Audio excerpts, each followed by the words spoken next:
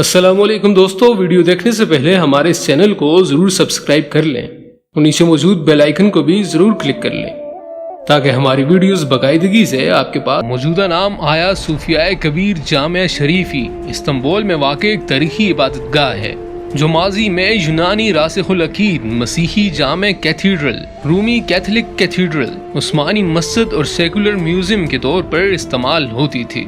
10 جولائی 2020 کو ترکی کے صدر نے یہ حکم دیا اس کو دوبارہ مسجد کے طور پر بحال کیا جائے۔ رومی شہنشاہ جسٹینین اول کے دور میں اس کی تعمیر 537 میں مکمل ہوئی۔ اس وقت یہ دنیا کی سب سے زیادہ جگہ رکھنے والی اور پہلی مکمل محرابدار چھت رکھنے والی جائے عبادت تھی۔ اسے بازنطینی فن تعمیر کا نچوڑ سمجھا جاتا تھا اور کہا جاتا ہے کہ اس کی تعمیر سے فن تعمیر کی تاریخ بدل گئی۔ آیا صوفیہ سلطان محمد فاتح کے ہاتھوں فتح قسطنطنیہ ہونے تک مسیحیوں کا دوسرا بڑا مذہبی مرکز بنا رہا۔ تقریباً 5ویں صدی عیسوی سے مسیحی دنیا 2 بڑی سلطنتوں میں تقسیم ہو گئی تھی۔ ایک سلطنت مشرق میں تھی جس کا پایہ تخت قسطنطنیہ تھا۔ اس میں بلقان، یونان، ایشیائے کوچک، شام، مصر اور حبشہ وغیرہ کے علاقے شامل تھے، اور وہاں کا سب سے بڑا مذہبی پیشوا پیٹریارک کہلاتا تھا۔ اور دوسری بڑی سلطنت مغرب میں تھی جس کا مرکز روم یعنی اٹلی تھا۔ یورپ کا بیشتر علاقہ اس کے زیر نگین تھا اور یہاں کا مذہبی پیشوا پوپ یا پاپا کہلاتا تھا۔ ان دونوں سلطنتوں میں ہمیشہ سیاسی اختلافات کے علاوہ مذہبی اور فرقہ وارانہ اختلافات جاری رہے تھے۔ مغربی سلطنت جس کا مرکز روم تھا وہ رومن کیتھولک کلیسیا فرقے کی تھی اور مشرقی سلطنت آرتھوڈوکس کلیسیا فرقے کی تھی۔ آیا صوفیہ مسیحیوں کے گروہ آرتھوڈوکس کلیسیا کا عالمی مرکز تھا۔ اس چرچ کا سربراہ جو پیٹریارک کہلاتا تھا اس میں مقیم تھا، لہٰذا آدھی مسیحی دنیا اس کلیسا کو اپنی مقدس ترین عبادت گاہ سمجھا کرتی تھی۔ آیا صوفیہ اس لحاظ سے بھی اہم تھا کہ وہ روم کے کیتھولک کلیسا کے مقابلے میں بہت زیادہ قدیم تھا۔ اس کی بنیاد 3 صدی عیسوی میں اسی رومی بادشاہ قسطنطین نے ڈالی تھی جو روم کا پہلا عیسائی بادشاہ تھا اور جس کے نام پر اس شہر کا نام بیزنطیہ سے قسطنطنیہ رکھا گیا تھا۔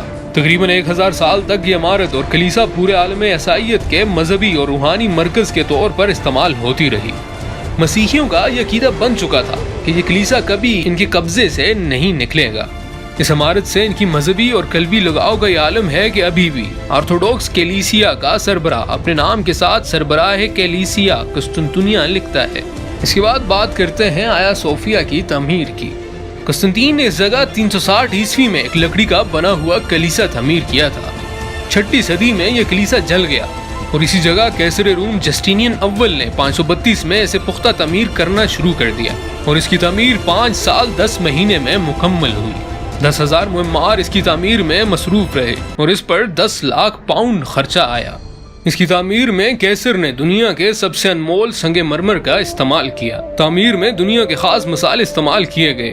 دنیا بھر کے کلیساؤں نے اس کی تعمیر میں بہت سے نذرانے پیش کیے اور ایک روایت ہے کہ جب جسٹینین اول اس کی تکمیل کے بعد پہلی بار اس میں داخل ہوا تو اس نے کہا، سلیمان میں تم پر سبقت لے گیا۔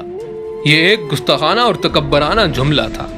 اس کے بعد بات کرتے ہیں اسلامی فتح کی۔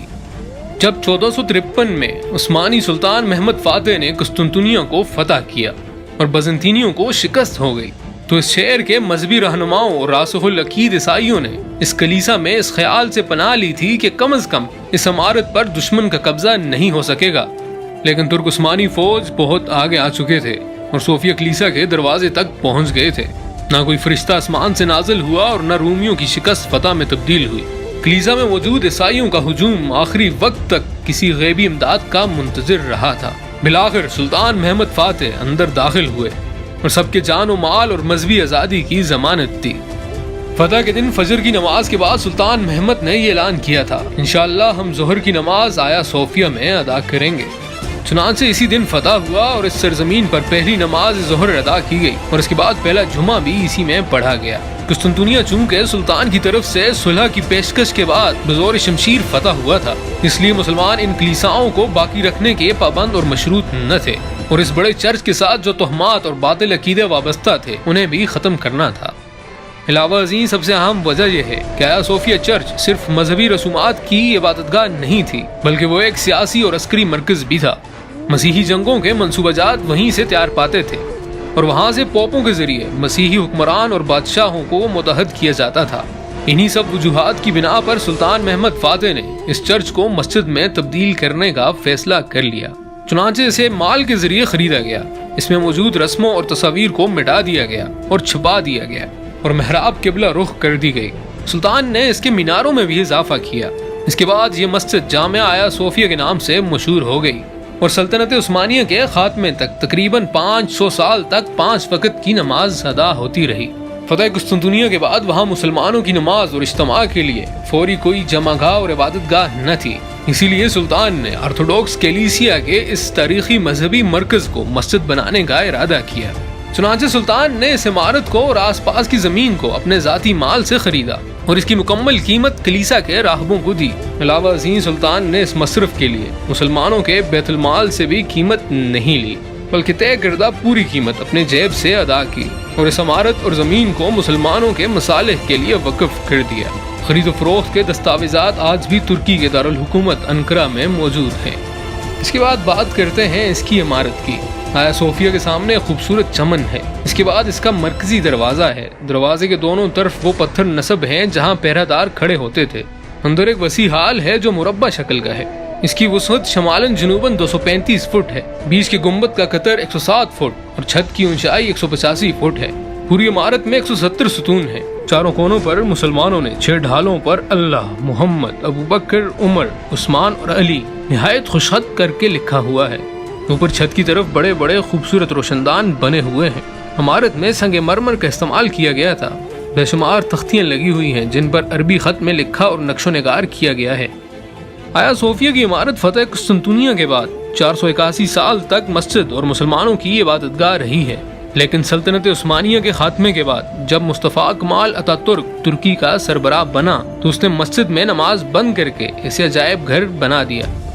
جولائی 2020 میں اسے دوبارہ 1935 سے قبل والی حیثیت دے دی گئی۔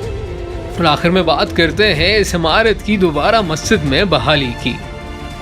31 مئی 2014 کو ترکی میں نوجوانان اناطولیہ نامی ایک تنظیم نے مسجد کے میدان میں فجر کی نماز کے بعد مہم چلائی جو آیا صوفیہ کی مسجد بحالی کے مطالبے پر مبنی تھی۔ اس تنظیم کا کہنا تھا کہ انہوں نے 1.5 کروڑ لوگوں کے تائید و دستخطوں کو جمع کر لیا ہے، لیکن اس وقت کے وزیر اعظم کے مشیر نے بیان دیا تھا کہ ابھی آیا صوفیہ کو مسجد میں بحال کرنے کا کوئی ارادہ نہیں ہے۔ اور آخرکار 10 جولائی 2020 کو ترکی کی عدالت عظمیٰ نے آیا صوفیہ کو مسجد میں تبدیل کرنے کی قرارداد کو منظور کر دیا اور عجائب گھر کی حیثیت کو منسوخ کر کے سرکاری طور پر مسجد بحالی کا فیصلہ صادر کر دیا۔ بعد ازاں ترکی کے صدر رجب طیب اردگان نے آیا صوفیہ کی مسجد بحالی کے فیصلے پر دستخط کر دیے اور آج یہ عمارت مسجد میں تبدیل ہو گئی۔ دوستو آج کے لیے بس اتنا ہی۔ بہت جلد ایک نئی ویڈیو کے ساتھ دوبارہ حاضر ہوں گے۔ کامنٹ سیکشن میں اپنی رائے کا اظہار ضرور کیجیے گا۔ اگلی ملاقات تک کے لیے ہمارا اور آپ سب کا اللہ حافظ۔